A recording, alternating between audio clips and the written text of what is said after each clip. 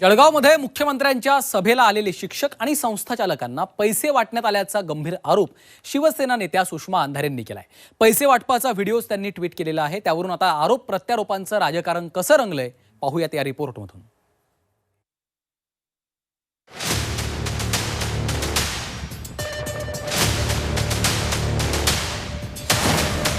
मुख्यमंत्र्यांच्या सभेनंतर शिक्षकांना पैसे वाटप।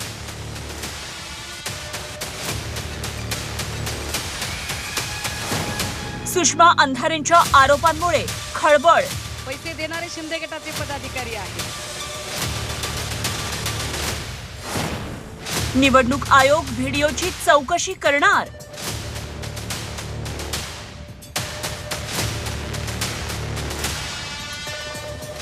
सुषमा अंधारेंनी ट्विट केलेला हाच तो व्हिडिओ। नाशिक शिक्षक मतदारसंघाचे उमेदवार किशोर दराडे यांच्या प्रचारासाठी मुख्यमंत्री शिंदेंनी जळगावच्या आदित्य लॉन्समध्ये सभा घेतली। या सभेनंतर शिक्षक, मुख्याध्यापक आणि संस्था चालकांना पैसे वाटण्यात आल्याचा खळबळजनक आरोप सुषमा अंधारेंनी केलाय। निवडणूक आयोगानं या व्हिडिओची चौकशी करून कारवाई करावी अशी मागणी त्यांनी केली आहे। तुमच्या तोंडावर व्हिडिओ मारलाय मी, त्या व्हिडिओचं उत्तर द्या आधी। पैसे देणारे शिंदे गटाचे पदाधिकारी आहेत। शिंदे गटाच्या पदाधिकाऱ्यांचा काय आर्थिक व्यवहार आहे या शिक्षकांशी, या सगळ्यांची चौकशी झाली पाहिजे। सन्माननीय मुख्यमंत्री महोदयांनी यावर स्पष्टीकरण दिलं पाहिजे आणि या सगळ्या संबंधाने आम्ही स्वतः आमच्या पक्षातल्या ज्येष्ठ नेत्यांशी बोलून झाले आणि पक्षाचे सचिव सन्माननीय अनिल भाऊ देसाई हे यावर रीतसर निवडणूक आयोगाकडे तक्रार दाखल करत आहेत।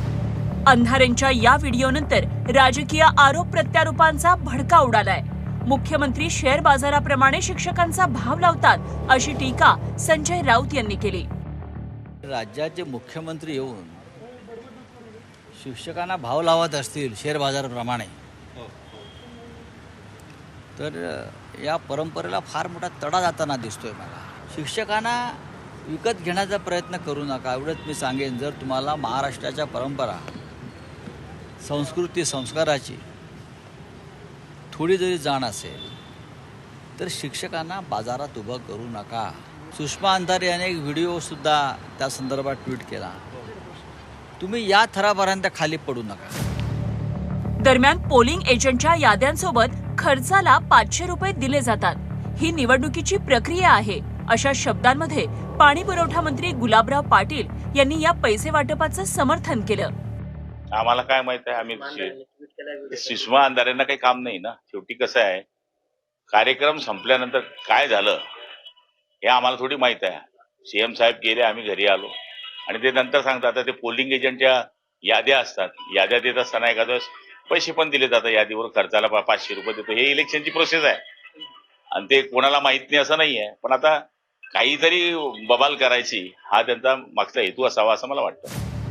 निवडणूक आयोगानंच आता या आरोपांची गंभीर दखल घेऊन कारवाई करण्याची गरज आहे।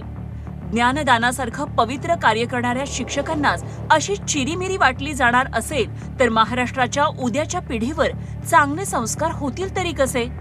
पुण्याहून निलेश खरमरेसह ब्युरो रिपोर्ट झी 24 तास।